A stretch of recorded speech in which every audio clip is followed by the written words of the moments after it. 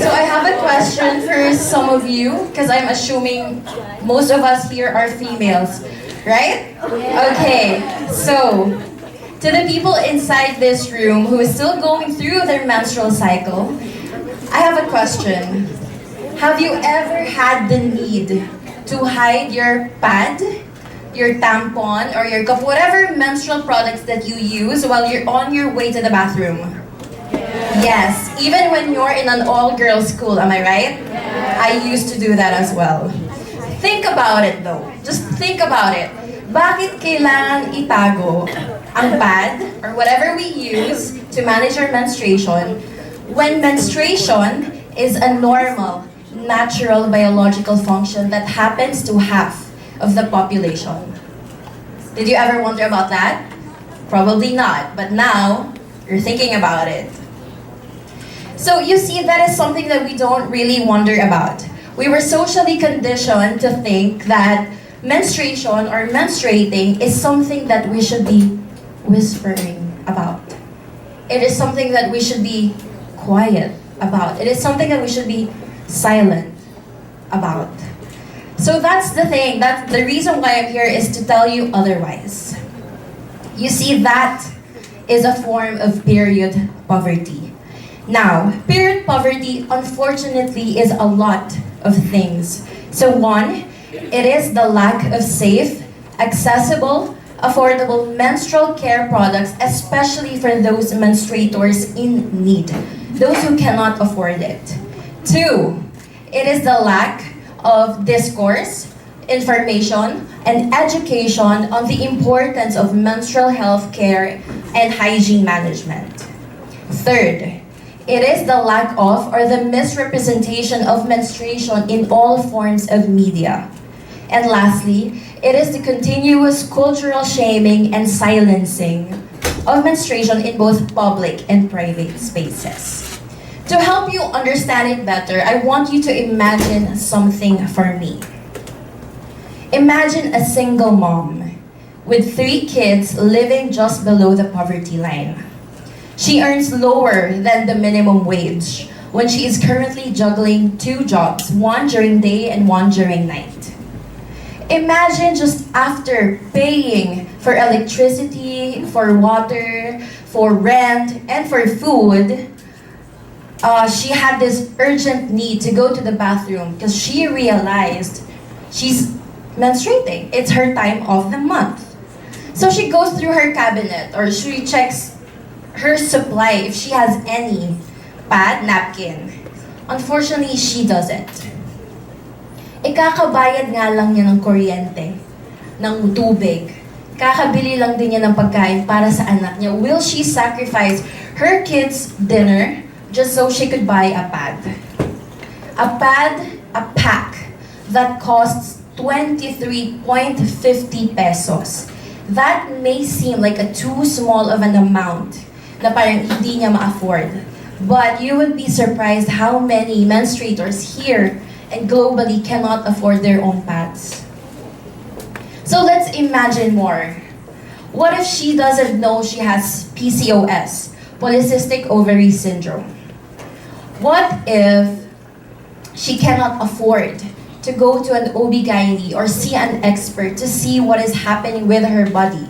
And in the first place, she doesn't know which part of her body she can blame for what's going on with her health.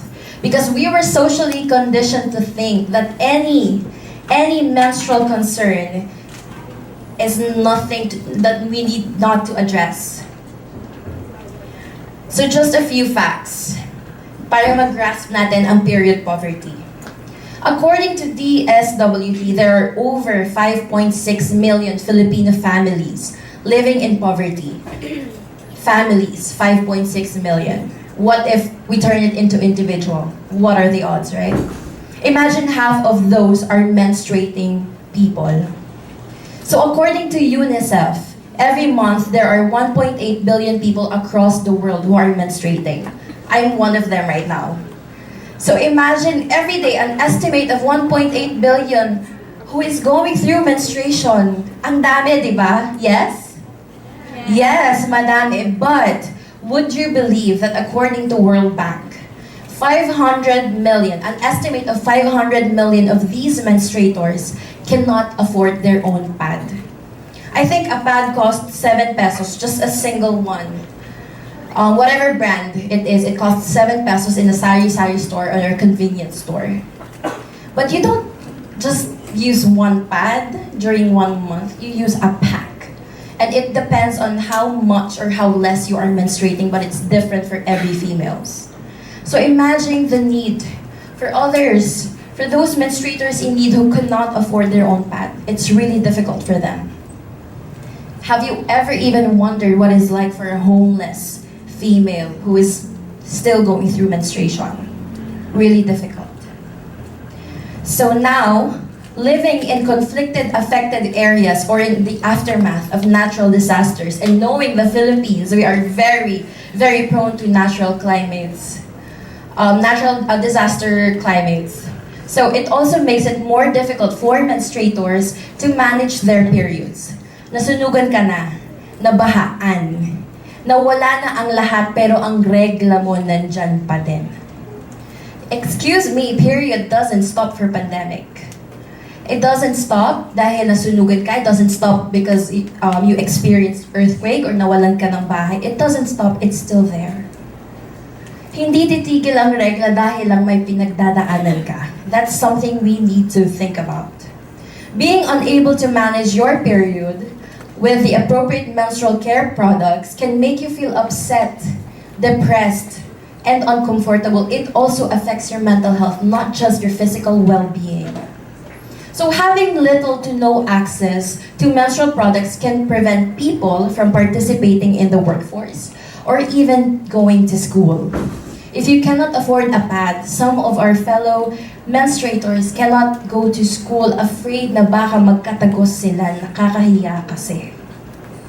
So menstruators who are unable to access menstrual products have reported using. So kung hindi nila afford ang pad, ang tampon, ang cup, ang disc, ang period underwear, anything that can help you manage your menstruation, what do they use? They use old rags or basahan. They use newspaper or paper. And some just resort to free bleeding. Free bleeding is literally just letting it bleed without anything to manage your menstruation. Imagine the difficulty of that for those who cannot afford it. That is period poverty. Okay, so what can we do, right? I mean, I'm here for a reason. What can we do? So, instead of relying on groups, on organizations, or even the government to do something about it, I will tell you something what you can do instead. And what you will do will help you slowly but surely help ease period poverty. In fact, I will only tell you one thing, and madali lang siya. It is very easy and it costs nothing to participate. Are you guys ready to hear it? Yes. Talk about menstruation. Okay? It costs nothing. Start conversations about menstruation. And do not whisper about it because it is a normal, natural biological function. Okay? And please, please include men in the conversation. The reason why I am here right now, standing in front of you, talking about period poverty is because I love to talk about menstruation. I love discussing what is happening in my head when I am going through PMS. I love talking to my boyfriend about what I feel when I'm on my period. And I ask my brothers, not my mom, to check if may tagos ako because I want them included in the conversation. I want my brothers to know that menstruation is normal, that it is not exclusive to females or to women. And I also believe in the ripple effect. That's why I love talking about menstruation. Ripple effect, our interactions, our conversations, our actions and reactions, and even our emotions create a domino effect, affecting not only the individuals and directly involved, but also those who surround them. I believe that I am here because of the ripple effect. So start talking about period. destigmatize menstruation by correcting wrong notions about it. Search on it on Google. Every detail that you need to know are there. I mean, girl, half of the world is composed of females. We are on your side if you start talking about menstruation. So let us make sure that the other side also hears us as well. And the rest will follow. So, the next time na pupunta ka ng CR, instead of hiding your pad, hold it proudly, chin up, and go to the bathroom. Because there is nothing worth whispering about your menstruation. Yes? Yes. Thank you, everyone.